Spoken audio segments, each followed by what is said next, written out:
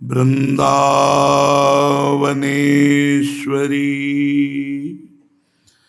तवैव पदारविंदम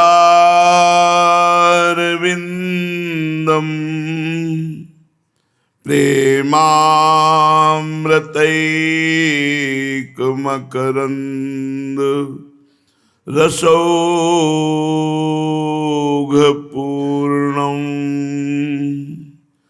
हृद्यर्पितं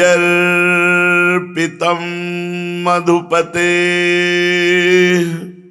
स्मरतापमुग्रं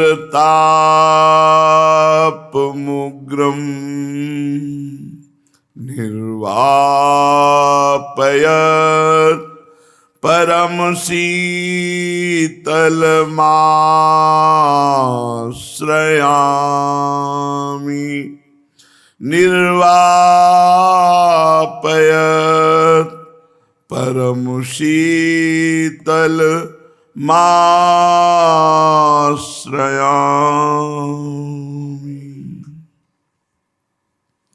परम सच्चिदानंद घन प्रेमानंद स्वरूप नवनिभृत निकुंज महामहिम परम पावन श्री वृंदावन धाम के लाड़िले युगल सरकार प्राणाराध्य प्राण प्रिय श्री श्यामा श्यामजू, समस्त सहचरी वृंद, खगमृग पशु पंछी तरुलता, श्री यमुना रस रानी रजरानी, समस्त ब्रजवासी परिकर के चरणों में कोटिशाह प्रणाम, कोटिशाह नमन, नमस्कार। जगत की कोई भी चकाचौंध विषयाकर्षण पद प्रतिष्ठा प्रशंसा कीर्ति ये हमारे हृदय को कभी आकर्षित करके प्रिया प्रीतम से दूर ना कर दे। सदैव प्रभु से प्रार्थना करनी चाहिए कि हे नाथ, आप हमें ऐसी सामर्थ्य दे कि आपकी माया के विविध आकर्षण आपको भुला न दें। कहीं मेरे हृदय में आपसे बढ़कर आपकी माया का प्रभाव न पड़ जाए, मैं आपको भूल न जाऊं, मैं आपकी स्मृति से विलग्न हो जाऊं। ऐसी प्रतिदिन उपासक को प्रार्थना करनी चाहिए, क्योंकि शिव विरंचिका मोहई को है बपुरान, असजिय जान भजी मायापति भगवान। जो माया ब्रह्मा शिव आदि को भी मोहित कर सकती है, वो अपने क्षुद्र जीवों को मोहित कर ले, कौन सी बड़ी बात है। इसलिए मायाधीश प्रभु के चरणारविंद का आश्रय लेकर उनसे हम प्रार्थना, उनसे हम विनय करें कि नाथ, आपकी इस प्रचंड माया का प्रभाव कभी हमारे हृदय में इतना न पड़े कि हम प्रमाद स्थिति में आकर आपको भूल जाएं और माया को सत्य मानने लगे। ये यश कीर्ति प्रशंसा प्रतिष्ठा गौरव ये सब माया के पार्षद हैं। अगर इसमें मन राजी हो जाए तो भगवान का विस्मरण हो जाता है। इससे बड़ी कोई हानि नहीं है। प्रभु को भूल जाना और कोई संसार के व्यक्ति वस्तु स्थान की याद आना, ये सबसे बड़ी हानि है। प्रभु से बढ़कर कौन है? अनंत ब्रह्मांड जिनके एक संकल्प से बनते हैं, पलते हैं और लय विनाश को प्राप्त हो जाते हैं, उन अनंत महिमा वाले प्रभु को छोड़कर हम प्रभु के दास कहलाने वाले किसी की तरफ आकर्षित हों, ये दुर्भाग्य है, ये प्रमाद है, ये बहुत बड़ी हानि है। उपासक को इस बात पर स्थित रहना चाहिए। त्रिगुण का ऐसा प्रभाव है, सतोगुण रजोगुण तमोगुण का, ना चाहते हुए भी वो हमारे समय को भगवान से विमुख कर देती है। चतुर उपासक वही है जो हर समय भगवान का स्मरण करता है। कोई भी वस्तु, व्यक्ति, परिस्थिति, घटना प्रभु को भूल जाए ऐसी प्रभाव न डाल पावे। यही सबसे बड़ी कसौटी है। भारी से भारी विपत्ति, संपत्ति, निंदा, स्तुति, मान, अपमान, इन द्वंद्वों में हम फंसकर अपने प्राण प्यारे प्रभु का विस्मरण कर दें, ये बहुत बड़ी हानि होगी। इसलिए स्मरण परायण रहें। जहां ऐसा लगता है कि आकर्षण हो जाएगा, वहां प्रभु से प्रार्थना कीजिए। वही ऐसी सामर्थ्य देंगे कि आकर्षण, कब जानेंगे कि आपके ऊपर आकर्षण हो गया? जब प्रभु से हटकर कोई और रूप ध्यान में आने लगे, प्रभु से हटकर कोई और बात अच्छी लगने लगे, जान लो कि हमारा आकर्षण माया का हो गया। बचो, नहीं जन्म के जन्म बर्बाद कर देने वाली ये भगवान की प्रचंड माया है। नाम जब छूटा, बड़ी भारी हानि हो गई। नाम जब चल रहा है, किसी का कोई प्रभाव नहीं पड़ेगा। विषयी पुरुष संसार की महत्ता रखते हैं, भागवतिक पुरुष भगवान की महत्ता रखते हैं। भगवान की महत्ता आपके हृदय में है, ये तभी मानी जाएगी जब किसी भी स्थिति परिस्थिति में भगवान का विस्मरण न हो। हर समय मधुर मधुर प्रभु का नाम चल रहा है, और ये सब जादू का तमाशा है। ये जितना कुछ देख रहे हैं, ये भगवान की जादूगिरी है। ऐसी जादूगिरी है कि इसे समझा नहीं जा रहा, और इसी में फंसते चले जा रहे हैं। एक तरफ भगवान की विशुद्ध प्रेम लक्षणा भक्ति, और एक तरफ भगवान की मलिना माया, जो जीव को फंसाकर भगवत विमुख करके काम क्रोध आदि में, अहंकार आदि में लिप्त कर देती है। इसलिए उपासक बहुत सावधान रहे। जन्म जन्मांतर से भटकते हो गए, अब हमें अवसर मिला है संसार से निकलने का, ना कि फंसने का। जिसका जितनी ऊंचाई का भजन होता है, उतनी ही ऊंचाई की फंसाओ वृत्तियां माया भेजती है। इसलिए कभी नहीं, प्रभु के सिवा हमें कहीं नहीं राजी होना, भगवान के सिवा हमें कहीं समझौता नहीं करना, कहीं हमें मनोरंजन नहीं करना। हमें जन मनोरंजन प्रभु से ही आनंद प्राप्त करना है। बने तो रघुबर ते बने, बिगड़े तो भरपूर, तुलसी और अंते बने, ताबनिबे पे धूल। जो औरों से बनता है वो मुझे नहीं चाहिए, जो प्रभु से बनता है हमें वही चाहिए। ये जरूर जीवन में साधक ध्यान रखे, अन्य आश्रय न होने पावे, अन्य चिंतन न होने पावे। आश्रय और चिंतन यदि प्रभु का, तो भगवत प्राप्ति निश्चित। श्रीपाद प्रबोधानंद जी महाराज कह रहे हैं, यदि आपने वृंदावन का आश्रय ले लिया, जो त्रिगुण माया से विजय प्रदान कराने वाला है। विदुरे त्रैगुण्या दथ विमल विद्या मय परे, महानंदे वृंदावन भुवि सुकंदे रस तरो, अमर्यादा राधा चरण परिचर्याम रस महा, महोदिद्वंद्वा हृदि परम धन्या स्फुरतु वह। जो वृंदावन वास करता है, वो त्रिगुण माया के प्रभाव से पार हो जाता है, क्योंकि वृंदावन त्रिगुणातीत है। इस गुणातीत वृंदावन का आश्रय और वास आपको गुणातीत बना देगा।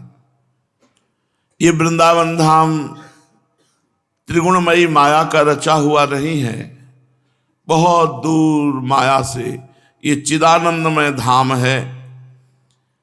ये मानो रस का वृक्ष है,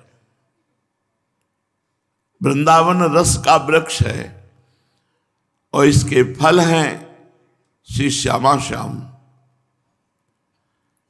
यदि हम वृंदावन रूपी वृक्ष का सेवन करेंगे, तो हमें श्यामा श्याम रूपी रस का रसास्वादन करने को मिलेगा।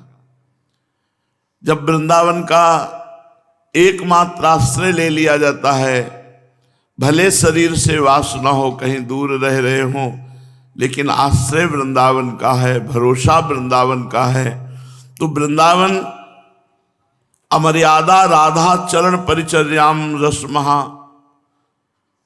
वेदातीत गोरे चरणारविंद गौरांगी प्रिया के जो हैं, इनकी दासता प्रदान कर देता है। आगम निगम पुराण इनसे परे जो तत्व है, प्रेम रस तत्व स्वरूपा श्री स्वामिनी जू के चरणों में केवल वृंदावन की रजरानी से प्रेम होता है। जो अनन्य निष्ठा आती है वो वृंदावन रज का सेवन, वृंदावन के सेवन से आती है। राहो को काहो मन दिए, मेरे प्राणनाथ श्री श्यामा शपथ करो तृण छिए। इसमें आखिरी पंक्ति में महाप्रभु हरिवंश चंद्र जू कहते हैं, जय श्रीहित हरिवंश अनंत सचुनाही बिन या रजहि लिए। बिना वृंदावन रजोप सेवी हुए आप प्रिया प्रीतम में आसक्त नहीं हो सकते, और बिना आसक्ति के लीला में प्रवेश नहीं, स्वरूप बोध नहीं। अगर ये दोनों नहीं हुए तो जीवन शून्य ही तो रहा। न तत्वबोध है, न चरणों में प्रेम है, न देहाध्यास छूटा, तो फिर क्या मिला हमें हमारे मानव जीवन की साधना में। इसलिए उपासक माया पर विजय प्राप्त करना बहुत कठिन है। त्रिगुणमयी माया से मुक्त कराने की सामर्थ्य रखने वाले वृंदावन का हम सेवन करें, वृंदावन का वास, वृंदावन की रज का सेवन। इसके प्रभाव से हमारे हृदय में लाडली जू के चरणारविंद की प्रीति उदय हो जाएगी। श्रीपाद करें, अमर्यादा राधा चरण परिचर्याम रस महा। उस प्रीति से युक्त हृदय वाले को श्री किशोरी किशोर जू के श्री अंग की सेवा का अधिकार मिलता है। परम धन्या स्फुरत हुआ, धन्य है हृदय उनका, परम धन्य है जिनके हृदय में गोरे चरणारविंद का आश्रय और ध्यान है। ध्यान से देखो तो भाव जितना है आपका, उसके अनुसार झांकी दिखाई देने लगेगी। यदि संपूर्ण भाव हो जाए तो झांकी नहीं, साक्षात दर्शन होते हैं, वार्ता होती प्रभु से। पर उसके लिए पूर्ण अनन्यता चाहिए। त्रिभुवन में कहीं भी किसी से भी अपनापन न रह जाए, न द्वेष रह जाए, उसको ये रस प्राप्त होता है, उसको श्रीअंग सेवा का अधिकार प्राप्त होता है। चाहे स्त्री हो या पुरुष, वनिता पुरुष भाव मिट जाए, सेवय ललितादिक के भाई। स्त्री पुरुष देहाभिमानी भाव मिट जाए और मैं प्रियाजू की सहचरी हूं, ये भाव का दर्शन करते हुए आठों पैर उनकी सेवा में रहे। पुमर्थास चत्वारो दिशि दिशि विधायांजलि पुटम स्थिता सेवो शुक्याद भजत चा विभूतिर भगवतः। अमंदानंदामधि प्लुत मधुर वृंदावन बने, सदा राधा कृष्णो स्मृति रति सारेन सुकृति। सुकृति कोई बड़ा पवित्र हृदय वाला पुण्यवान ही निरंतर राधा कृष्ण का स्मरण कर सकता है। अगर भगवत प्रीति चाहिए तो निरंतर भजन चाहिए। ऐसे काम चलाना तो बात अलग है। भगवत प्रीति चाहिए तो निरंतर भजन चाहिए, और भजन में बुद्धि यदि नहीं लगती तो बस प्रपंच में लगती है। शास्त्र की प्रमाणित वृत्ति धारण किए बिना भजन नहीं होता, शास्त्र के अनुसार चला जाता है। आज लोग शरीर पुष्ट हो और भोग भोगने को मिले, बस दो ही आंतरिक वृत्तियां प्रबल हो रही, यही समझा जाता है कृपा। शास्त्र प्रमाण जीवन, महापुरुषों का संग, नाम का रंग, प्रीति अभंग, ये दुर्लभ हो रहा है। इतनी बुद्धि, शरीर पुष्टता और धन के लिए भ्रष्ट हो जाती है कि यह भी समझ में नहीं आता कि शास्त्र विधान क्या है। बस संसार केवल भोग भोगना चाहता है। जो भोग में सुख है वो भ्रमात्मक है और जो योग में सुख है वो सत्य है। योग क्या है? तेषाम सतत युक्ता नाम भजताम प्रीतिपूर्वकम ददामि बुद्धि योगम तम येन मामुपयांति ते। जो सतत भगवान का भजन करता है उसे योग प्राप्त होता है। चलो संसार के भूले हुए जीव भूल जाए तो भूल जाए, लेकिन तुम जिन भूलो मालाधारी, और भूले तो भूले, भेष धारण करने वाले अगर भूल गए तो फिर क्या होगा? गाइड करने वाला ही भूल जाए तो फिर हमारा रास्ता कौन होगा? तस्मात् शास्त्रम प्रमाणम ते कार्याकार्यो व्यवस्थितौ। शास्त्र प्रमाणित उपदेश होना चाहिए, शास्त्र प्रमाणित आहार विहार होना चाहिए, तभी हमारा धर्म बढ़ेगा। कैसे कैसे उपदेष्टा हो रहे हैं, कैसे कैसे धर्म गुरु जो अपने धर्म शास्त्रों की अवहेलना कर रहे हैं, कैसे भजन होगा? ऐसे ऐसे आहार विहारों का प्रचार प्रसार किया जा रहा है जिससे हमारे धर्म का नाश होता है, जिससे हमारी भजन वृत्ति नष्ट होती है। पुमर्थास चत्वारो दिश दिश विधायांजलि पुटम। यदि धर्म से चलोगे, पवित्र आहार करोगे, भगवान का नाम जप करोगे तो तुम्हारे हाथ में रखा जो चाहो वो प्राप्त कर लो। जब अंततो गत्वा मृत्यु होगी ही तो न तुम्हारा शरीर तुम्हारे साथ जाएगा, न तुम्हारा वैभव तुम्हारे साथ जाएगा। आखिरकार कितने दिन जीवित रहोगे? किसी के 30 वर्ष व्यतीत हो गए, किसी के 40 वर्ष, किसी के 50 वर्ष। अब पता नहीं 50 हैं कि नहीं प्लस में, और जाना है यहां से, कोई साथी नहीं। अरे उस दिन की बात याद करो जब आपके प्राण पखेरु उड़ेंगे और कोई आपका साथी नहीं, एकमात्र गोविंद साथी है। ऐसा खाओ पियो कि आपकी बुद्धि शुद्ध रहे, ऐसा पढ़ो लिखो, ऐसा देखो कि आपकी बुद्धि शुद्ध रहे, ऐसे चलो कि दूसरों का उपकार कर सको। बस शोषण वृत्ति बढ़ती चली जा रही है। कैसे शरीर पुष्ट हो, कैसे भोग भोगें, कैसे मनमत्त रहें, बस। और अंततो गत्वा हानि ही हानि है इसमें।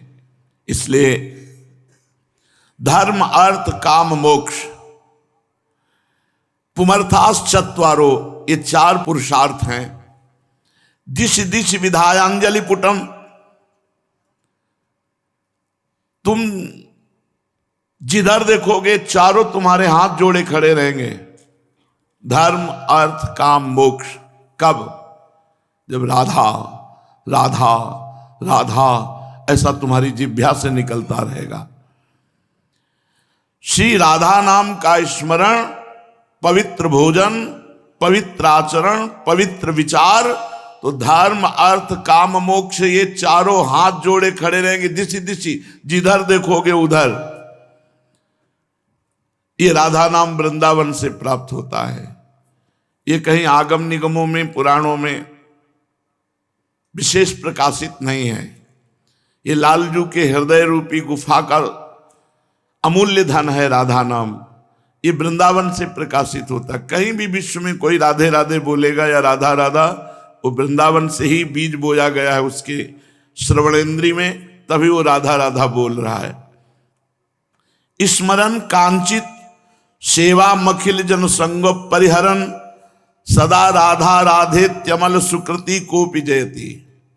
जो सदा अपनी जिह्वा से राधा राधा राधा राधा ऐसा बोलता रहता है, वो महान सुकृतशाली, महान पुण्यात्मा होता है और उसे प्रियालाल की सेवा प्राप्त होती है। प्रियालाल की सेवा का मतलब है मोक्ष। सुख भी कड़ुआ लगने लगे, ऐसा महासुख है प्रियालाल की सेवा में। स्मरण कांचित, कोई बिरला भाग्यवान ऐसा है जो राधा राधा स्मरण करता हो। जैसे हम आते हैं सुबह 2 बजे जब, तो तुम्हें कैसे बताएं हृदय में कितनी उफान होती है आनंद की। जिधर देखो राधा राधा राधा राधा। 50-50, 100-100 के गुट बैठ करके राधा नाम का कीर्तन कर रहे हैं। कोई मंजीरा ले, कोई ऐसे नाम में और मार्ग कटता है 2 किलोमीटर, 50,000 लोग खड़े भगवान नाम, तो लगता है प्रभु कितने कृपाल हो आप इन सब के ऊपर, कितने कृपाल हो कि रात्रि का समय है, ठंडी का समय है, कोई परवाह ना करके ये रास्ते में खड़े होकर राधा राधा राधा राधा रट रहे हैं, इंतजार कर रहे हैं कि कब राधा नाम दाता के दर्शन हो। एक ही उद्देश्य तो है, कब राधा नाम दाता के दर्शन हो। और राधा राधा राधा राधा ये सुकृति जन है, पता नहीं कौन सी कृपा की हवा चली कि जो पापात्मा जीव एक बार भी भगवान नाम नहीं स्मरण कर सकते, उनको निरंतर जपने की भावना आ रही है। ये बहुत दुर्लभ बात है। स्मरण कांचित कोई कोई सेवा मखिल जन संगम परिहरन, ऐसे जन समुदाय का त्याग करके जो भगवत विमुख समय काटते हैं। अब एक हैं पूरी रात क्लब में बिताते हैं, और एक है वृंदावन की पावन भूमि में खड़े खड़े 2 घंटे 3 घंटे राधा नाम स्मरण करते हुए बिता रहे हैं कि भगवान का शरणागत एक आएगा, हम उसके दर्शन करेंगे। इनका जीवन सार्थक हो गया। अगर भाव से देखो तो एक है अचल प्रयागराज, जहां चल करके गए और संगम का उद्घाटन हुआ, और एक है चल प्रयागराज, मुद मंगल में संत समाजू, जो जग जंगम तीर्थ राजू। जंगम माने चलते फिरते, चलते फिरते प्रयागराज भगवान के प्रेमी महात्मा जन हैं। इनका दर्शन संभाषण मात्र परम पावन कर देता है, और प्रयागराज से भी बढ़कर है, क्योंकि प्रयागराज महाराज धर्म अर्थ काम मोक्ष चारों देने में सर्वसमर्थ हैं, सर्वसमर्थ हैं। लेकिन प्रेम, प्रेम इसीलिए तात स्वर्ग अपवर्ग सुख धरी तुलाय कंग, तुलन ताहि सकल मिली जो सुख लव सत्संग। लव मात्र क्षण मात्र अगर भगवत प्रेमी महात्मा का दर्शन संभाषण, तो सीधे भगवत प्रेम की प्राप्ति होती है। इसीलिए न स्वर्ग न अपवर्ग ये नहीं रखा गया संत समागम के सामने। संत समागम वहां तो स्नान करना पड़ेगा, और भगवत प्रेमी महात्मा का दर्शन, दर्शन मात्र से निष्पाप हो जाना। गंगा पापम शशि तापम दैन्यम कल्प तरुष तथा पापम तापम तथा दैन्यम हरति साधु समागमः। गंगा जी केवल पाप का नाश करती, चंद्रमा शीतलता प्रदान करके ताप का नाश करता है, कल्प तरु दरिद्रता विनाश करके धनी बनाता है, कामना की पूर्ति करता है। लेकिन पाप ताप और दरिद्रता तीनों का नाश संत समागम में एक साथ हो जाता है। बिना स्नान किए दर्शन मात्र से समस्त पापों का नाश करने वाले ये चलते फिरते तीर्थराज भगवान के प्रेमी महात्मा जन हैं। स्मरण कांचित सेवा मखिल जन संगम परिहरम, ऐसे जन समुदाय का त्याग कर दो जो भगवान से विमुख समय काटते हैं। स्मरण करो ऐसे जनों का जिनके दर्शन संभाषण से राधा नाम की प्रीति हो जाए। सदा राधा राधे त्यमल सुकृति को भी जयती। कोई बिरला ऐसा है जो इस राधा नाम को अपना जीवन मान ले तो जयती, वो जीत जाएगा, वो माया पर विजय प्राप्त कर लेगा, काम क्रोध लोभ मोह मद पर विजय प्राप्त कर लेगा। बस राधा राधा राधा राधा। कोई महान सुकृति जिसकी जिह्वा में राधा नाम स्फुरित हो, महान सुकृति, साधारण जीव नहीं, वो महान है पूरे त्रिभुवन में जिसकी जिह्वा से राधा राधा राधा ऐसा नाम उच्चारण होता है। पूज्यपाद श्री उड़िया बाबा जी महाराज महापुरुषों के वचन स्वार्थ और परमार्थ दोनों को परम पवित्र कर देते हैं, दोनों में पुष्ट कर देते हैं। बाबा सत्संग करते हैं पर भजन नहीं करते, भजन में रुचि नहीं होती। ऐसा क्यों? क्योंकि पाप आचरण बंद नहीं करते हैं। उत्तर, सत्संग करने पर भजन में बहुत बड़ी रुचि होती है, लेकिन सत्संग हो रहा है और भजन में रुचि नहीं हो रही। इसका कारण क्या है? बोले पाप की अधिकता इसका कारण है। पाप की अधिकता होने के कारण वो सत्संग के वचनों को धारण नहीं कर पा रहा है। पाप आचरण साथ में हो रहे हैं। अगर पाप आचरण बंद कर दिए जाएं और सत्संग किया जाए तो बहुत जल्दी सत्संग का प्रभाव होता है। पाप आचरण बंद कर दिए जाएं तो और कुछ साधन बने न बने, सत्संग के प्रभाव से ही भगवत प्राप्ति हो जाए। बड़े भाग पाइब सत्संगा, बिना ही प्रयास होई भवभंगा। बिना अन्य साधन के सत्संग श्रवण मात्र से भगवत प्राप्ति।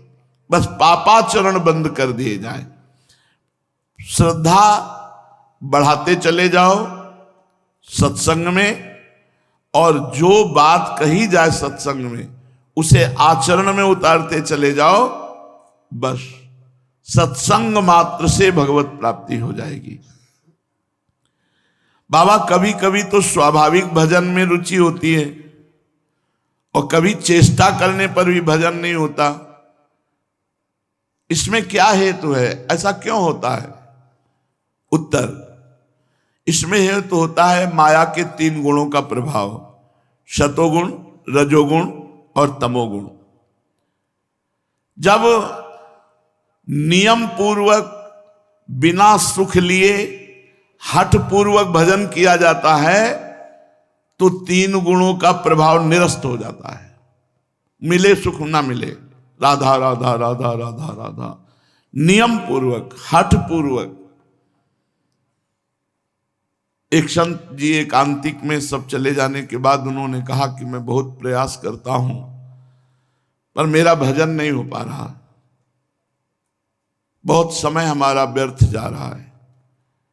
अच्छा है, साधक है, वो अपने हृदय की जांच कर रहे हैं, तो उनको हमने यही सूत्र कहा, 5 मिनट में एक बार राधा बोल दो, हर 5 मिनट में एक बार राधा बोल दो, फिर आप देख लो। वो मुस्कुरा दिए, बोले यही तो नहीं होता है, 5 मिनट में एक बार राधा बोलना है। यार देखो, एक बार 5 मिनट में राधा, राधा 5 मिनट की छुट्टी, फिर अगले 5 मिनट में राधा। हम कह रहे राधा बोला इस 5 मिनट के प्रथम सोपान पे और आखिरी में बोल दिया 9वें मिनट पे राधा, तो 10 मिनट में 2 बार हो गया। पर ऐसा नहीं करना कि राधा राधा बोल दिया अब 10 मिनट भूल गए, नहीं, 10 मिनट में 2 बार बोलना है। आप देख लेना, अगर 24 घंटे भजन न चलने लगे तो कहना। आप पकड़ो तो कोई सिद्धांत पकड़ लो, 5 मिनट में एक बार राधा नाम, ज्यादा जपो तुम्हारे सौभाग्य, लेकिन एक बार हम मांग रहे हैं, हर 5 मिनट में एक बार बोल दो श्री राधा। परिणाम देख लेना आप। जिनको लगता है मैं अभ्यास करते हुए हार गया लेकिन भजन नहीं बन रहा, हमारी वो बात सुन ले। 5 मिनट में एक बार राधा बोलो, फिर हमें बताना कुछ समय बाद कि आपकी स्थिति क्या है। सतोगुण, रजोगुण, तमोगुण का चक्र हृदय में चलता है। जब तमोगुण आएगा तो निद्रा, आलस्य, प्रमाद, क्रोध, हिंसा, ये वृत्तियां आएंगी। जब रजोगुण आएगा तो भोग, वासना, रुपया, पैसा, मान, प्रतिष्ठा, ये सब। जब सतोगुण आएगा तब आएगा भजन करते हैं, पाठ करते हैं, चलो सत्संग सुनते हैं, ऐसी वृत्तियां आएंगी। तो इन तीनों गुणों के चक्र को मिटाने के लिए बाबा कह रहे हैं हठ पूर्वक भजन करना पड़ेगा। मन नहीं लग रहा, प्रमाद स्थिति आ रही, तमोगुण आ चुका है, लेकिन हमें राधा राधा राधा, अपने आप ठीक हो जाएगा। नियम पूर्वक, हठ पूर्वक, बिना सुख मिले भी यदि हम निरंतर नाम जप करने का अभ्यास करें तो हम त्रिगुण माया पर विजय प्राप्त कर लेंगे। भजन करने से ही तमोगुण और रजोगुण की वृत्ति निवृत्त हो जाती है। तो भजन वैसे बाबा तुम बताओ किसका करना चाहिए? भजन जो सबसे बड़ा हो उसका करना चाहिए, जो शुद्ध ब्रह्म है उसका करना चाहिए, जो सबल ब्रह्म है उसका करना चाहिए। अवतारी भगवान श्री हरि का करना चाहिए, सब इन्हीं के अंश से है। सबल ब्रह्म, शुद्ध ब्रह्म, पूर्ण ब्रह्म, परमात्मा योगियों के ब्रह्म ज्ञानियों के और भगवान भक्तों के और लाडले प्रेमियों के, इन्हीं का भजन करना चाहिए, श्री हरि का भजन करना चाहिए। भगवान में प्रेम और शरीर संसार से वैराग्य कैसे हो? हम तो ये कहते हैं कि तुम वैराग्य के लिए प्रयास मत करो, बहुत सुंदर बात है। तुम भजन का प्रयास करो तो भगवान से प्रेम हो जाएगा और संसार से वैराग्य हो जाएगा, अपने आप चिंता मत करो। बाबा कह रहे हैं, हम तो कह रहे हैं कि तुम वैराग्य का प्रयास मत करो, ये प्रयास से सफल नहीं होता। प्रयास करो भजन करने का। भजन करते करते आपकी वृत्ति ही ऐसी हो जाएगी कि ब्रह्मादि के भोग सब विषम लागत ताई, नारायण ब्रजचंद की लगन लगी है जाई। ब्रजचंद श्री कृष्ण चंद्र की प्राप्ति की लगन से जो भजन किया जाता है, उसका ऐसा प्रभाव हुआ कि मृत्यु लोक के भोग की तो बात जाने दो, ब्रह्मलोक तक के भोगों से वैराग्य हो गया। ब्रह्मादि के भोग सब विषम लागत ताई, विषम लागत ताही किसकी? बोले नारायण ब्रजचंद की लगन लगी है जाए, जो ब्रजचंद भगवान की प्राप्ति की लगन में भजन करता है। संसार से वैराग्य और भगवान से प्रेम स्वतः होने लगेगा यदि एक एक नाम जप करोगे। जैसे एक एक कवल भोजन पाने से तुष्टि पुष्टि क्षुधा निवृत्ति एक साथ होती है, ऐसे ही एक एक नाम जप करने से संसार से वैराग्य, अपने स्वरूप का ज्ञान और भगवान से प्रेम स्वाभाविक हो जाएगा।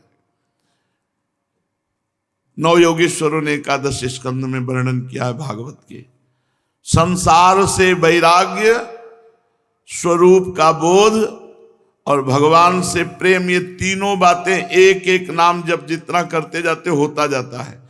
पर जैसे आधा पेट होने पर अपने को तसल्ली होती है, ऐसे ही जब 12 घंटे भजन हो एक तार, तब हमारी समझ में आएगा कि क्या संसार से वैराग्य, क्या स्वरूप का ज्ञान, क्या भगवत प्रेम।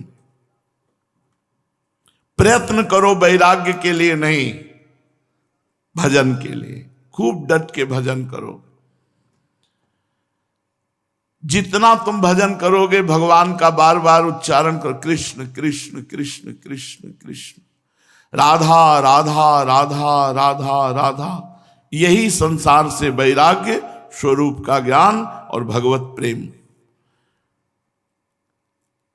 जो महर्षि वाल्मीकि जी के द्वारा रची हुई वाल्मीकि रामायण है, संपूर्ण ज्ञान उसमें है, संपूर्ण। और कहते हैं ये महापुरुष मरा मरा मरना, इतनी उच्च कोटि की स्थिति नाम ने प्रदान की। भगवान की समस्त मंगलमयी गुप्त लीलाओं का भी वर्णन किया, जो गोस्वामी तुलसीदास जी के रूप में उन्होंने इशारे से वर्णन किया, वही वहां खोलकर वर्णन किया वाल्मीकि रामायण में। भगवान की एकांतिक लीलाओं का दर्शन, उनका गायन और इसकी योग्यता, ये सब नाम ने प्रदान कर दी। यदि आप नाम जप करोगे तो भगवान की कोई भी ऐसी लीला नहीं, कोई भी ऐसी पदवी नहीं, कोई भी ऐसी अध्यात्म की भूमिका नहीं जो आप में जागृत ना हो जाए। तो क्या रूप का भी साथ साथ चिंतन करें नाम के साथ? भगवान का नाम जिह्वा से लेते रहें और रूप का ध्यान करते रहें। हां अवश्य, पर प्रारंभ में रूप नहीं आता।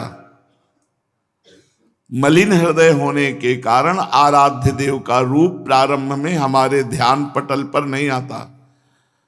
तो हमको नाम का ही ध्यान करना चाहिए, नाम का ही श्रवण करना चाहिए, नाम का ही हमें कीर्तन करना चाहिए। इसके प्रभाव से देखिए रूप नाम आधीना, नाम के प्रभाव से जब रूप झलकेगा तो सच्ची कहते हैं रो पड़ोगे, इतना आनंद है उस रूप में।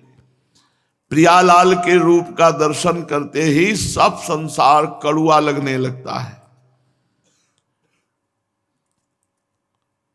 किंतु स्मरण कोई साधारण बात नहीं, बराबर नाम स्मरण आप लोग देख लीजिए, बहुत कठिन है। पर जिसने हठ कर लिया वो विजय प्राप्त कर लिया। कोई भी माया का विघ्न उसके भजन में बाधा नहीं डाल सकता, जो हठी स्वभाव का है। मुझे करना है, हारना हमको जीवन में, हार किसी को पसंद नहीं, हारना हमको पसंद नहीं। चाहे ठंडी हो, गर्मी हो, गाली हो, अपमान हो, भूख हो, प्यास हो, दुख हो, निंदा हो, इनमें निराश होना, हार जाना, ये हमारे स्वभाव में नहीं था।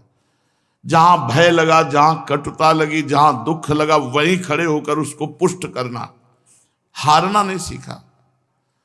इस विषय में हारना नहीं सीखा कि कोई निंदा कर दे तो हमारा उत्साह खत्म हो गया भजन का। ठंडी लग रही है, भूख लग रही है, अपमान मिल रहा है तो भगवत प्राप्ति का उत्साह कम हो गया। नहीं, हारना नहीं सीखा। सर्दी में अगर कोई शॉल या कंबल या स्वेटर ऐसे, तो चिड़चिड़ा स्वभाव होता, नहीं तुम आज हमको पहना दोगे और कल हमको कमजोर होना पड़ेगा, बिना शॉल के हम नहीं रह सकते, बिना कंबल के नहीं रह सकते, बिना स्वेटर के नहीं रह सकते। वही जो हम 12 महीना वैसे ही हम रहना चाहते हैं। हम कोई ऋतु परिवर्तन में अपने शरीर का परिवर्तन नहीं करना चाहते कि शरीर में हमको ये सुविधा चाहिए, नहीं। हर कष्ट को सह करके हम निरंतर भजन करना चाहें तभी बात बनेगी। पहले सर्दी व्याप्ति है, शरीर ही तो है, फिर अभ्यास पुष्ट कर लो। देखो सबके चेहरे में देखो, यहां कौन सा स्वेटर, यहां कौन सा कंबल, आप आराम से सह रहे हो ना, अभ्यास हो गया। बचपन से हमको यहां कोई कपड़ा नहीं पहनाया गया तो हमारा अभ्यास पुष्ट हो गया। ऐसे ही अभ्यास पुष्ट, जैसे गर्मी में बनियान वैसे सर्दी में बनियान, वैसे ही चल रहा। कौन सा हमारा रोमकूप खड़ा है कि कांप रहे हैं, किसी तरह से अभ्यास योग युक्तेन चेतसा नान्यगामिना। सर्दी कितनी भी पड़े, हारना नहीं। भूख, प्यास, निंदा, अपमान, दुख, सुख, ये सब आएंगे जीवन में, सबको सहते हुए राधा राधा राधा। स्मरण करना, भगवान नाम जप करना कोई साधारण बात नहीं है। इसलिए हठ पूर्वक जप करना होगा, जिद्दी स्वभाव रखना होगा। जैसे प्रारंभ में अधिक ठंडी का अनुभव 2 बजे से लेकर के 6 बजे के बीच में होता है, अधिक ठंडी का। इस समय किसी को भी नींद आ सकती है। जहां हमको रात्रि में इस समय ठंडी लगती है, जाके गंगा जी में खड़े हो जाते हैं, जिद्दी स्वभाव, मंत्र जप करते, निरंतर मंत्राकार वृत्ति स्वाभाविक बनी रहती है। अंधेरा छाया हुआ है, गंगा जल, भीषण ठंडा गंगा जल, बस नाम। अब जरा जरा सी बातों में सुख दुख का अनुभव करेगा मन, तो भजन में कैसे लगेगा। थोड़ा कठोर बनो इस बात के लिए, अपने लिए, अपने सुख सुविधा का त्याग करके भजन में स्थित करना। ये थोड़ी कि सुविधा है तो उसको भोगो, नहीं, जितनी आवश्यकता है शरीर की उतनी बस, उसके अलावा नहीं। हम उतने टोटी खोलते हैं जितने पानी की आवश्यकता है। क्यों बताते हैं, आप भी प्रकृति का उतना ही प्रयोग कीजिए जितनी आवश्यकता है। व्यर्थ में बल्ब नहीं जलना, व्यर्थ में पानी नहीं प्रयोग करना, व्यर्थ में वस्त्र नहीं रखना। जितना हमें आवश्यक है उतना प्रयोग कर। भाई तो पूरे विश्व के लिए है, जिसको आवश्यकता उसको दो, मुझे आवश्यकता नहीं। साधु को चाहिए कि उतना ही वस्त्र रखे जितने से काम चल। बोले नहीं ये कचला रख लो, किसके लिए, नहीं आगे काम आएगा। तो आगे भगवान नहीं है क्या, जिसने हाथ दिया वो आगे देगा। हटाओ, 2 लंगोटी, 2 मार्किन, 2 ओढ़ने के अचले, इसके सिवा कुछ नहीं होना चाहिए। आप जिनके शरीर की कमजोरी है तो भाई स्वेटर, और तो कठोरता भजन में करनी पड़ेगी। कठोरता, पेट में भोजन नहीं, ऊपर से सर्दी है, ऊपर से लोग गालियां दे रहे हैं, फिर भगवत प्राप्ति करनी है, कितना कठिन है। और इसी कठिनता में जो भजन होता है वो ऊंचाई में पहुंचाता है, वो ऊंचाई में पहुंचाता है। स्मरण करते समय क्या भगवान से मांगना चाहिए कि हे भगवान आप मुझे दर्शन दे दो? मेरी सलाह तो है नहीं मांगना चाहिए। मेरी सलाह है, पूज्य उड़िया बाबा कह रहे, मेरी सलाह है कि नहीं मांगना चाहिए। हमें भगवान से केवल इतना मांगना चाहिए कि कभी हमारा भजन न रुके, बस यही खास बात है। ये हमारे पूरे बचपन से लेकर अभी तक की हमारी गाइड है, जीवन गाइड। ये हमारे ऐसे गाइड करता है कि आज तक दूर नहीं हो पाए।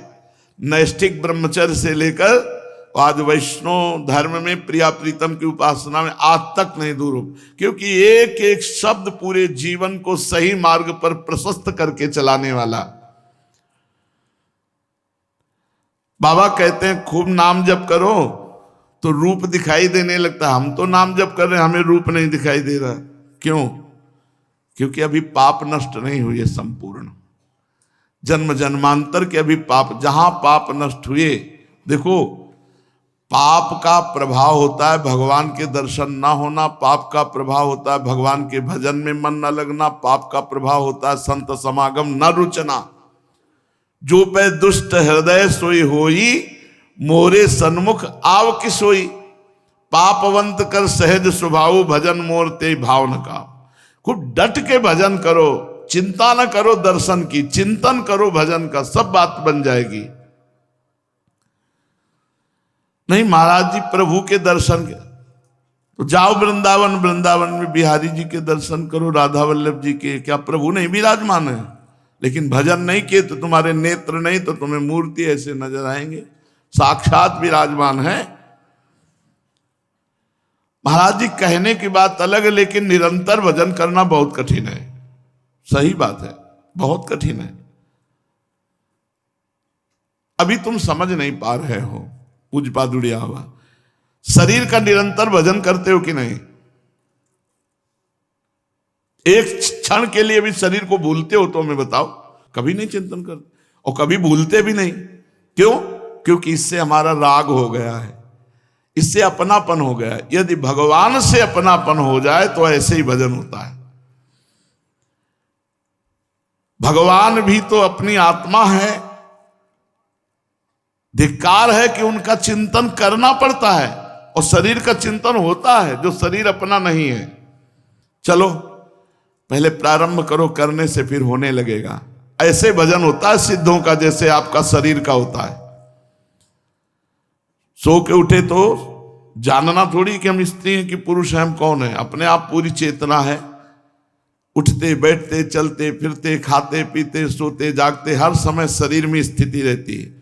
ऐसे ही सिद्ध की हर समय भगवान में स्थिति रहती है।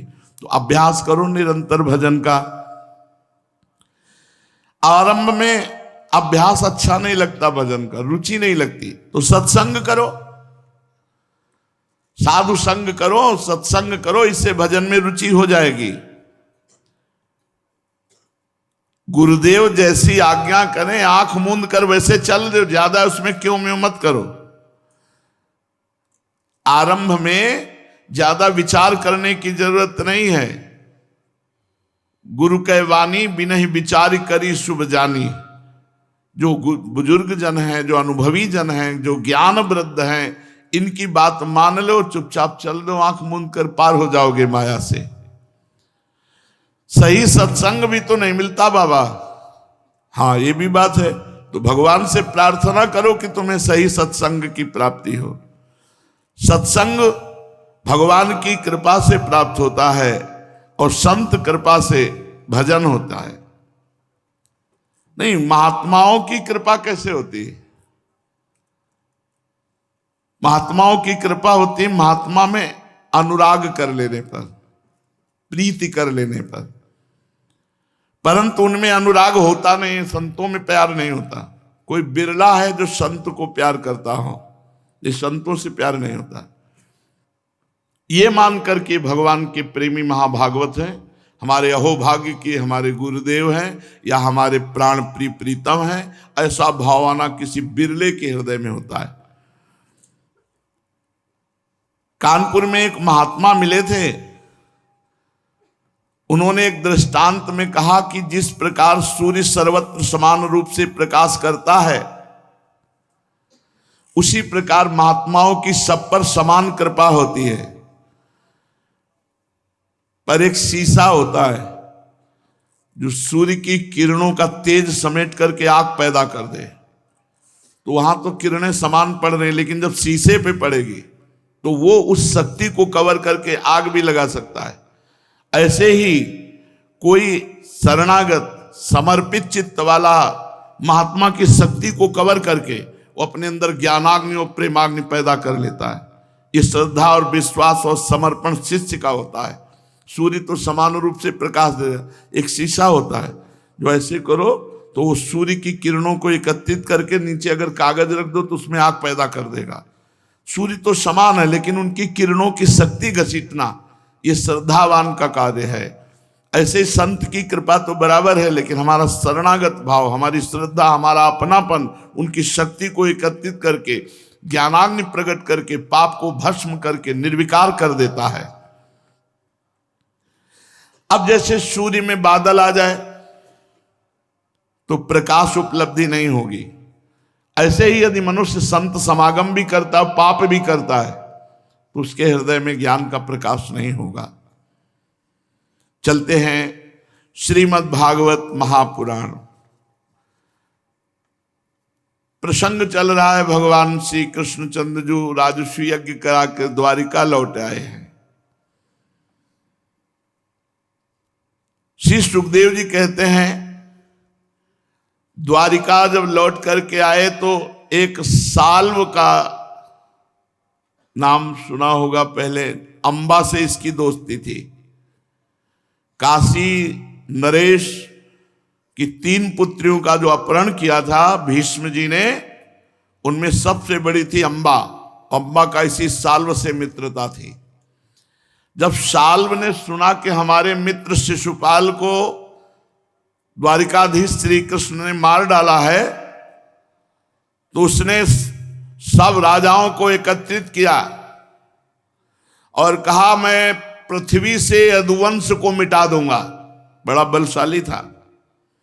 सब लोग मेरा पौरुष देखना, अब मैं पृथ्वी से यदुवंशियों को मिटा दूंगा, क्योंकि मेरे मित्र जरासंध और शिशुपाल को श्री कृष्णचंद्र जी ने मारा। परीक्षित मूढ़ साल्व ने इस प्रकार प्रतिज्ञा करके देवादिदेव भगवान शंकर की आराधना प्रारंभ की।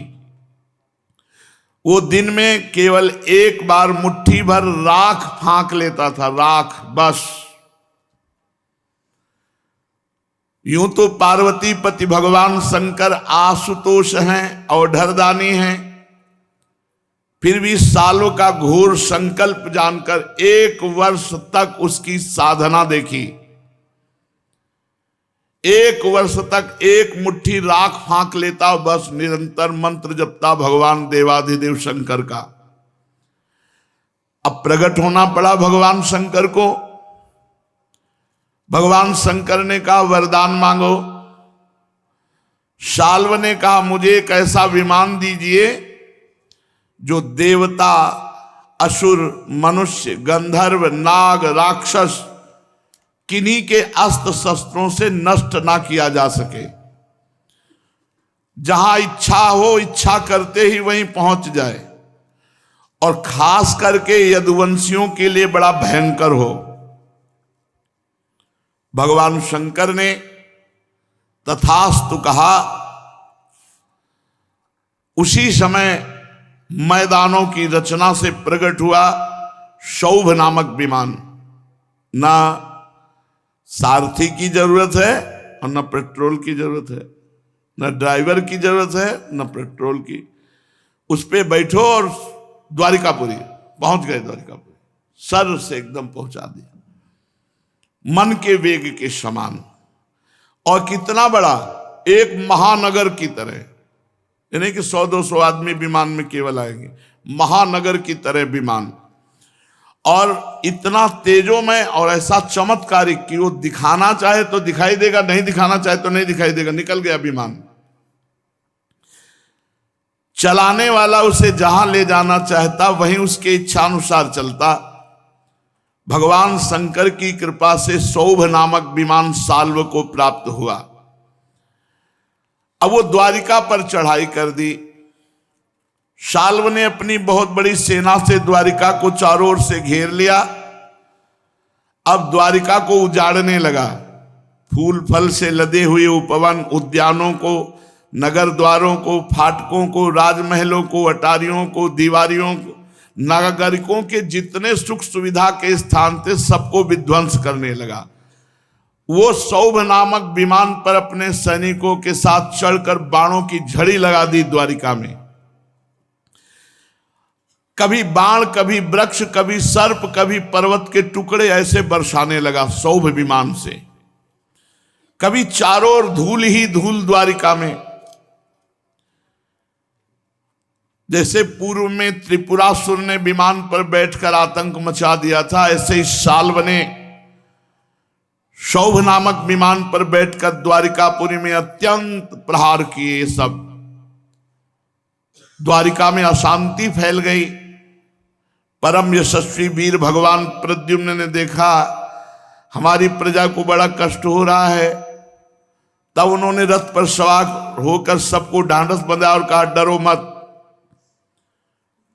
प्रद्युम्न जी, उनके पीछे सात्यकी, चारुदेशनु, सांब भाइयों के साथ अक्रूर, कृतवर्मा, भानुविंद, गद, सुख, सारण, ये बहुत से वीर बड़े बड़े धनुष धारण करके निकले। सबके सब महारथी थे, सबने कवच पहन रखा था। सबकी रक्षा के लिए बहुत से रथ, हाथी, घोड़े, पैदल सेना साथ साथ चल रही थी। प्राचीन काल में जैसे देवताओं के साथ असुरों का घमासान युद्ध हुआ, वैसे इस साल्व के सैनिकों और यदुवंशियों का युद्ध होने लगा। उसे देख करके देखने वालों के रोंगटे खड़े हो जाते। प्रद्युम्न जी ने अपने दिव्यास्त्र से क्षण भर में सौभपति साल्व की सारी माया काट डाली। ठीक वैसे ही जैसे सूर्य अपनी प्रखर किरणों से रात्रि का अंधकार मिटा देते हैं। प्रद्युम्न जी के बाणों में सोने के पंख एवं लोहे के फल लगे हुए थे। उनकी गांठें जान पड़ती थी। उन्होंने ऐसे 25 बाण मारे सौभ विमान पति साल्व को, उनके सेनापति को। 100 बाण एक साथ संधान किए। जितने सैनिक थे 10-10 वाहनों को, 3-3 घोड़ों को, हाथियों को, ऐसे बाणों की झड़ी लगा दी भगवान प्रद्युम्न जी ने। अद्भुत पराक्रम देखकर साल्व भी प्रशंसा करने लगा प्रद्युम्न जी की। परीक्षित, मैदानों का बनाया हुआ वो सौभ विमान अत्यंत मायामय था। इतना विचित्र था कि कभी लगता कि अनेक विमान हैं, कभी एक और कभी एक भी ना दिखाई देता। तो वीरों को ये पता ही नहीं चलता कि सौभ विमान है कहां। कभी यहां दिखाई, कभी वहां दिखाई दिया, कभी बिल्कुल अंतर ध्यान हो गया। कभी पृथ्वी पे, कभी आकाश में, कभी पहाड़ की चोटी पर, कभी जल में अलाद चक्र की तरह विमान घूम रहा था। साल्व ने विमान पर छुपे छुपे यदुवंशियों पर बाणों की वर्षा कर दी। यदुवंशियों के बाणों से साल्व के सैनिक और साल्व के बाणों से यदुवंशी, ऐसा घोर युद्ध हुआ। साल्व के सेनापतियों ने यदुवंशियों पर खूब शस्त्रों की वर्षा की। यदुवंशी बहुत पीड़ित हो गए, परंतु पीड़ित होने पर मोर्चा नहीं छोड़ा। वे सोचते थे कि मरेंगे तो परलोक बनेगा और जीतेंगे तो विजय की प्राप्ति होगी। साल्व के मंत्री का नाम था द्युमान, जिसे पहले प्रद्युम्न जी ने 25 बाण मारे थे। वो बहुत बली था। उसने झपट करके प्रद्युम्न जी पर अपनी फौलादी गदा से बड़े जोर से प्रहार किया और कहा मार दिया, मार दिया। गदा की चोट से प्रद्युम्न जी का वक्षस्थल फट गया।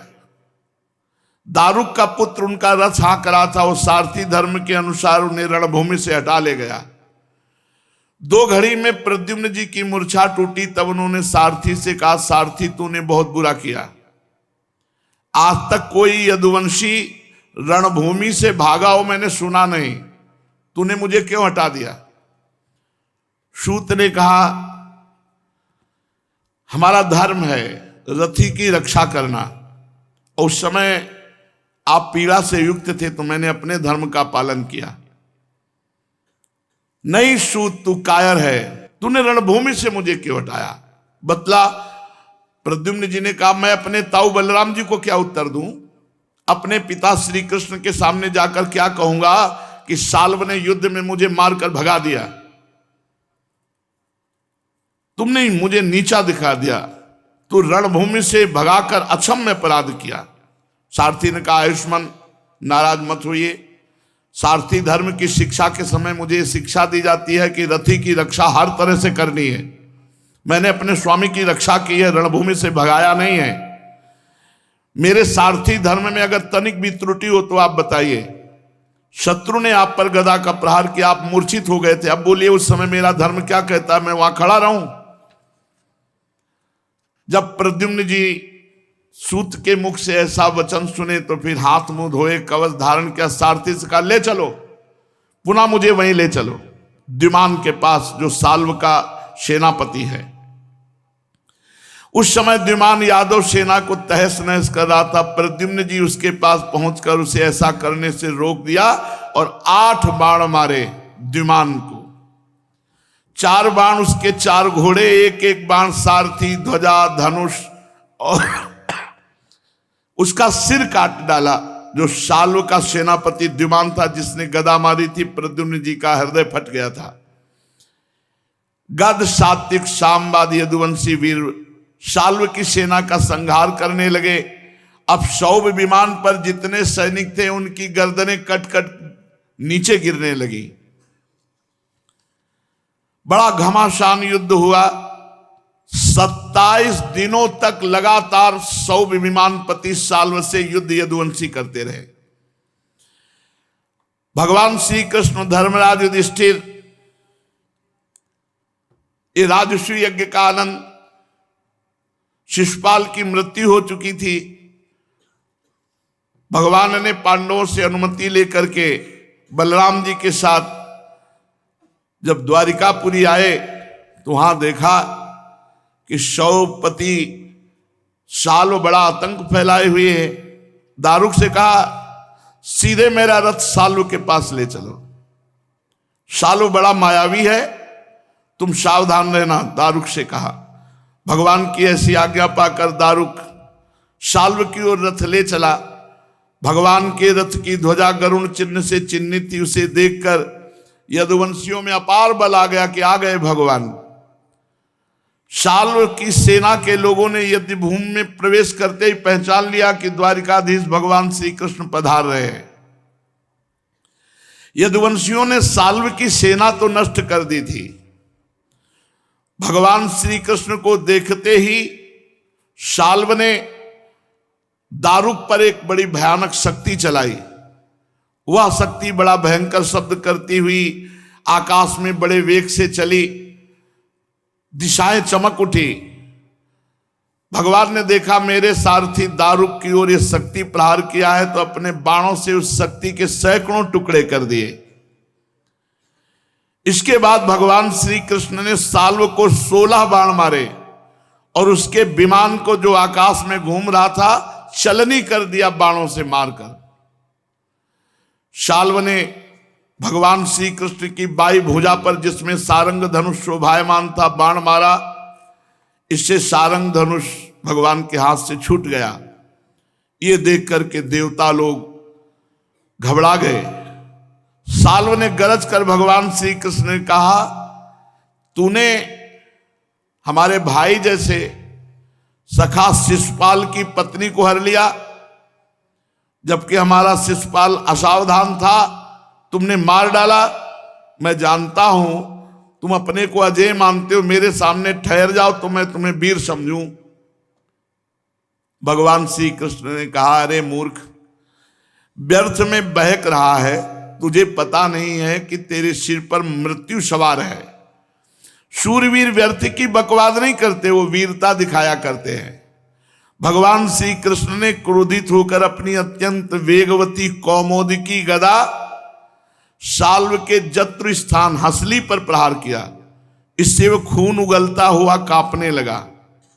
गदा प्रहार करके भगवान के हाथ में लौट आई। साल्व ने माया किया, अंतर्ध्यान हो गया, मायापति से माया कर रहा है। 2 घड़ी बाद भगवान देख रहे हैं किधर साल्व है। एक मनुष्य आया और भगवान को प्रणाम करते हुए बोला, माता देवकी ने आपके पास सूचना भिजवाई है।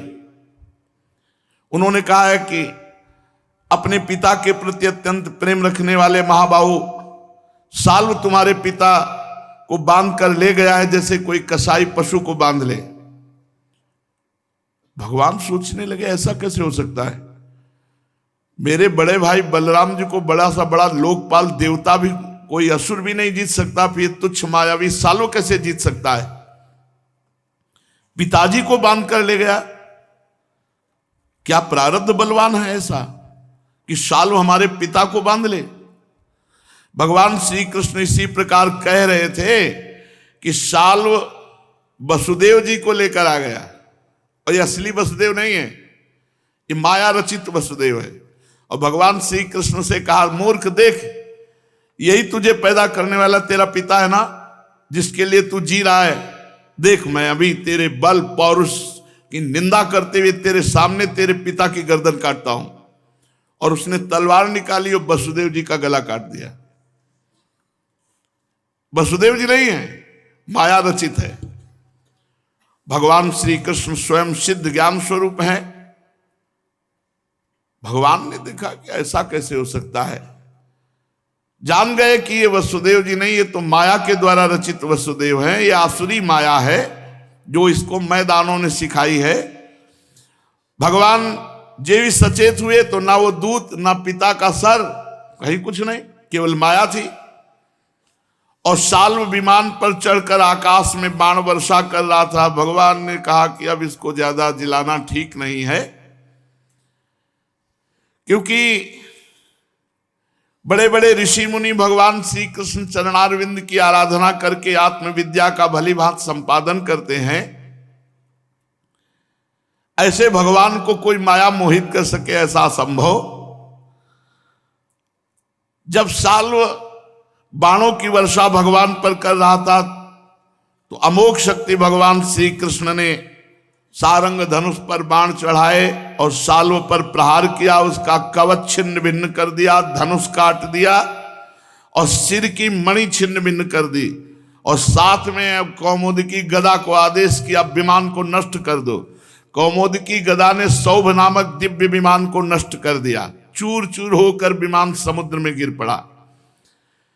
गिरने के पहले ही घायल साल्व हाथ में गदा लेकर धरती पर कूद पड़ा और भगवान श्री कृष्ण की ओर झपटा। साल्व को आक्रमण करते देख भगवान ने भाले से गदा के साथ उसका हाथ काट गिराया। फिर उसे मार डालने के लिए प्रलयकालीन सूर्य के समान तेजस्वी अत्यंत भयंकर सुदर्शन चक्र को भगवान ने धारण किया। उस समय उनकी शोभा ऐसी हो रही थी मानो सूर्य के साथ उदयाचल शोभायमान हो। सुदर्शन जी को आदेश किया, काट डालो इसका सर।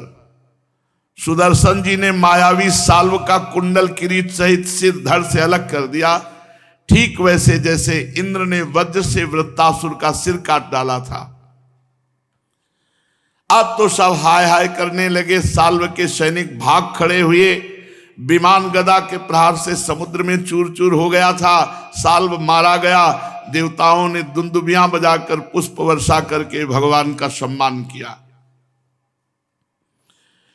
शिशुपाल, साल्व, पौंड्रक, जरासंध ये सब मारे जा चुके हैं। दंतवक्त का नाम सुना होगा, ये वही हिरणाक्ष, हिरणाकश्यप, रावण, कुंभकर्ण, शिशुपाल, दंतवक्त। जब इसने सुना कि साल्व मारा गया तो पैदल भागा भगवान श्री कृष्ण को मारने के लिए। आग बबूला हो गया। उसके हाथ में केवल एक गदा थी। इतना शक्तिशाली था कि जब चल रहा था तो पृथ्वी उसके पैरों की धमक से भूकंप की तरह कांप रही थी।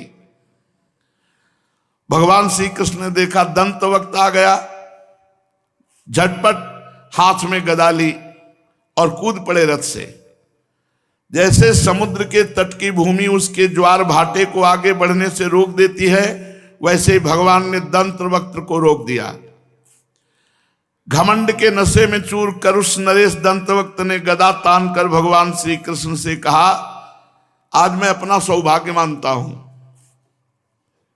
कि तुम मेरी आंखों के सामने पड़ गए। कृष्ण, वैसे तुम मेरे सगे मामा के लड़के हो, इसलिए मैं तुम्हें मारना नहीं चाहिए, परंतु एक तो तुमने मेरे मित्रों को मार डाला और दूसरे मुझे भी मारना चाहते हो, इसलिए मतिमंद आज मैं तुम्हें अपने वज्र कर्कश गदा से चूर चूर कर डालूंगा, देखूंगा कैसे तू बचता है। मूर्ख, वैसे तुम मेरे सगे संबंधी हो, फिर भी शत्रु हो। तो जैसे अपने ही शरीर में रहने वाला कोई रोग हो, मैं अपने मित्रों से बड़ा प्रेम करता हूं, मेरे मित्रों का ऋण है। आज मैं, हे कृष्ण, तुम्हें मारकर मैं अपने मित्रों के ऋण से उऋण हो जाऊंगा। दंतवक्त ने कड़वी बातों से श्री कृष्ण को चोट पहुंचाकर और बड़े वेग से सिंह के समान गर्जना की और भगवान पर गदा का प्रहार किया। भगवान पूरी गदा का प्रहार सहकर टस से मस नहीं हुए, वैसे ही खड़े रहे। अब भगवान ने कहा, दंतवक्त मेरी बारी, और कौमुदी की गदा संभाली, दंतवक्त के वक्षस्थल पर प्रहार किया। एक ही प्रहार में मुंह से खून उगलने लगा, बाल बिखर गए, भुजाएं फैल गईं और निष्प्राण होकर गिर पड़ा धरती में। आश्चर्य की बात, जब शिशुपाल की मृत्यु हुई थी तब उसके शरीर का तेज भगवान में समा गया था। ठीक ऐसे ही दंतवक्त के मृत शरीर से एक तेज निकला और भगवान की परिक्रमा करके भगवान में समा गया, क्योंकि भगवान के दिव्य पार्षद हैं, अब मुक्त हुए। पहला जन्म हिरणाक्ष हिरण्याकश्यप, दूसरा रावण कुंभकर्ण, तीसरा है शिशुपाल और दंतवक्त, अब सनकादि के शाप से मुक्त हुए। दंतवक्त के भाई का नाम था विदुरथ। वह अपने भाई की मृत्यु से अत्यंत शोकाकुल हो गया। वो क्रोध के मारे लंबी लंबी सांस लेता हुआ ढाल तलवार लेकर भगवान श्री कृष्ण को मारने की इच्छा से दौड़ आया। भगवान ने देखा कि प्रहार करना चाहता है, सुदर्शन जी को आदेश किया, इसका भी हिसाब कर दो। तो विदुरथ का भी कुंडल मंडित सर धड़ से अलग कर दिया। भगवान का अवतार ही भूमि का भार हरण करने के लिए। शाल्व, उसका सौभ विमान, दंतवक्त, विदुरथ, जिनको मारना बड़े बड़े वीरों के लिए भी असंभव था, इन सब का नाश करके भगवान द्वारिकापुरी में प्रवेश किए। यदुवंशी भगवान के यश का गान कर रहे हैं। बलराम जी ने जब सुना कि दुर्योधन आदि कौरव पांडव के साथ युद्ध करने की तैयारी कर रहे हैं तो उनको ये अच्छा नहीं लगा, इसलिए वो तीर्थ याटन के लिए चल दिए। मुझे न कौरवों से मतलब न पांडवों से। वो वहां से चल के प्रभास क्षेत्र में स्नान किया, तर्पण किया, ब्राह्मण भोजन कराया, ऋषि पितर और मनुष्यों को तृप्त किया। इसके बाद बलराम जी ब्राह्मणों के साथ सरस्वती नदी जहां प्रवाहित थी उधर चल पड़े। पृथुदक, बिंदुसर, त्रितकूप, सुदर्शन तीर्थ, विशाल तीर्थ, ब्रह्म तीर्थ, चक्र तीर्थ, पूर्ववाहिनी सरस्वती तीर्थों में गए, इन सब में अवगाहन किया। फिर यमुना तट और गंगा तट, इनके प्रधान प्रधान तीर्थों में बलराम जी गए। फिर नैमिषारण्य पहुंचे।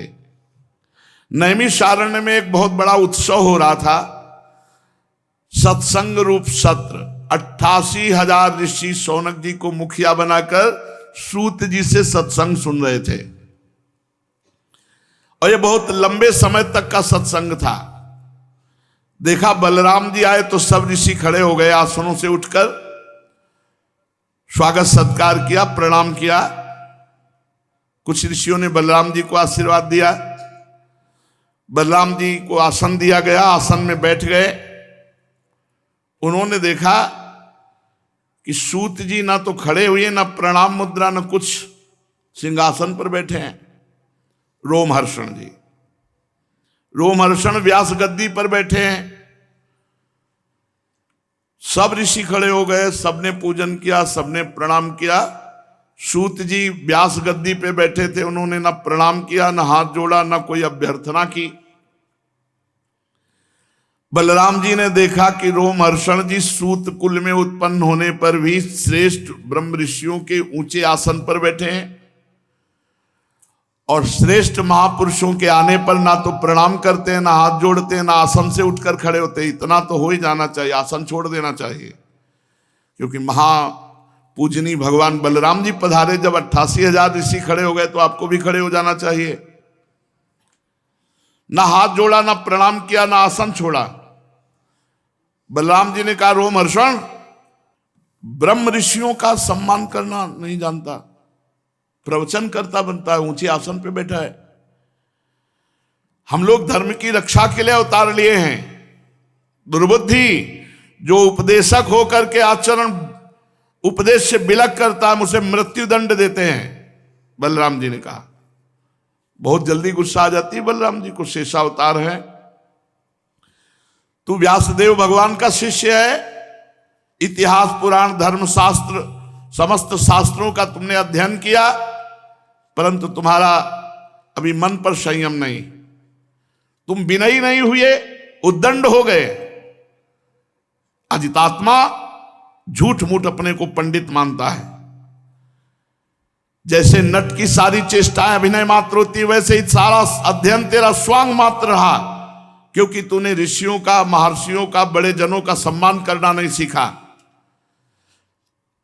ध्यान देकर सुन ले, जो लोग धर्म का चिन्ह धारण करते हैं, धर्म का पालन नहीं करते, वो अधिक पापी होते हैं और मेरे द्वारा वो दंड के पात्र हैं, मैं उनका वध करता हूं, बलराम जी ने कहा। यद्यपि मैं तीर्थ यात्रा के लिए निकला था, किसी का वध नहीं करूंगा सोचकर, फिर भी मैं तेरा वध करूंगा।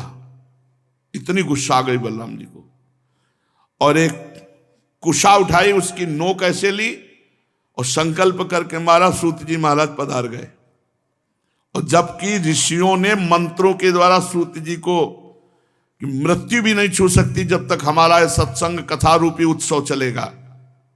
अब सब ऋषि मुनि हाय हाय करने लगे। कथा प्रवक्ता को ही मार दिया बलराम जी ने। देख लो, सावधान रहना।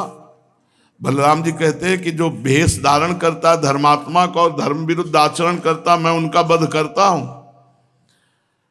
सूत जी के मरते ही सब ऋषि मुनि हाय हाय करने लगे और कहा बलराम जी से, प्रभु देख लो, भगवान कर्तुम अकर्तुम अन्यथा कर्तुम है। ऋषियों ने कहा, सुनो, ऋषियों ने कहा, बलराम जी आपके द्वारा बड़ा अधर्म हो गया। हम लोगों ने जब तक इनका सत्र समाप्त नहीं होता तब तक इनको शरीर में कोई कष्ट नहीं हो सकता, इनकी आयु नष्ट नहीं हो सकती, इनकी मृत्यु नहीं हो सकती, ऐसा वरदान दिया था। आपने सारे वरदान झूठे करके क्षण में मार दिया।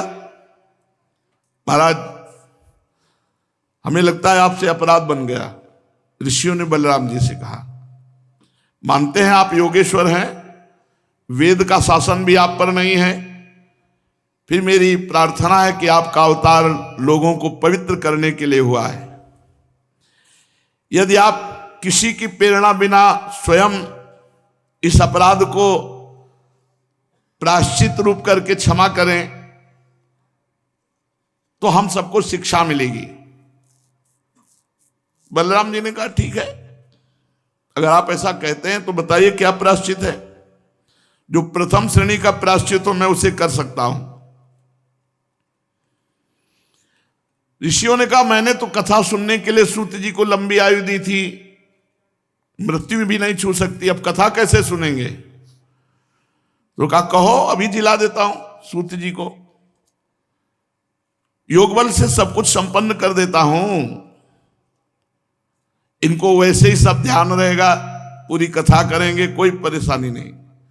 ऋषियों ने कहा, नहीं नहीं, आपका प्रहार करना भी व्यर्थ न जाए और हमारे वरदान भी व्यर्थ न जाए, ऐसा बीच का उपाय निकाल लो।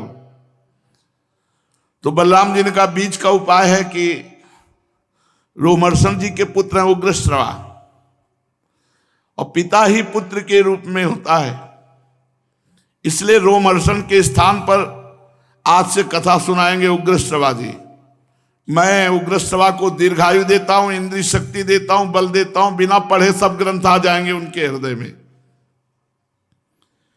और क्या चाहते हो बताओ? अगर अपराध मानते हो सूत जी का मारना, तो उसका प्रायश्चित बताओ। ऋषियों से कहा, ऋषियों ने कहा कि इलवल का पुत्र बलवल नाम का एक बड़ा भयंकर दानव है, वो हम ऋषियों को परेशान करता रहता है। जब हम यज्ञ करते हैं तो खून पीप मूत्र इसकी वर्षा करता है, तो उस पापी को मार डालो, यही प्रायश्चित हो जाएगा। बलराम जी ने कहा अच्छा, और बोले भारत के पूरे तीर्थों में 12 महीनों तक परिक्रमा कीजिए तो आपकी शुद्धि हो जाएगी। बलराम जी ने दोनों बातें स्वीकार की, बलवल का वध और 12 महीनों तक भारत की परिक्रमा। ये ऐसा महान देश है कि भगवान को भी प्रायश्चित के लिए भारत की परिक्रमा बताई गई। देखो यहां इस प्रसंग में शिक्षा मिलती है कि चाहे जितने ऊंचे पद में बैठे हो, यदि कोई ब्रह्म ऋषि पधारे या गुरुजन पधारे या श्रेष्ठ महापुरुष पधारे तो उठकर खड़े हो जाना चाहिए। नहीं, अपराध लगता है इतना बड़ा अपराध कि बलराम जी ने तो मृत्यु ही कर दी सूत जी की। और दूसरी बात है, जब अपने से श्रेष्ठ पुरुष पधारता है, यदि नहीं खड़ा होता तो आयु श्री कीर्ति प्राण कमजोर हो जाते हैं। खड़े हो जाना चाहिए अपने से श्रेष्ठ पुरुषों को देखकर, जिससे प्राण पुष्ट होते हैं, आयु बढ़ती है, श्री कीर्ति यश बढ़ता है। अब बलराम जी कैसे बलवल का उद्धार करते हैं, कौन कौन से तीर्थों में जाते हैं, आगे की चर्चा। श्री राधा वल्लभ लाल की।